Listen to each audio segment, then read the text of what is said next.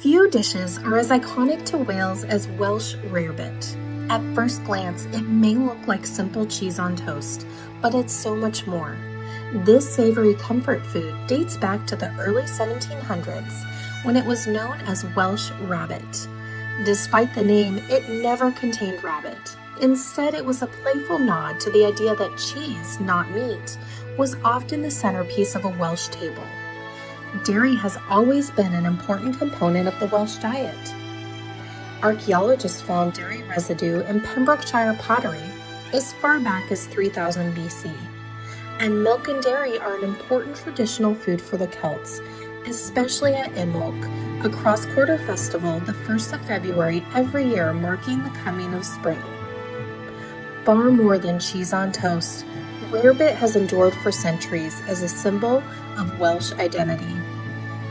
Comforting, hearty, and deeply tied to the land and its traditions. To make Welsh Rarebit, you will need bread, butter, flour, dark beer, Worcestershire sauce, mustard powder, and strong Welsh cheddar. First, toast the bread on both sides.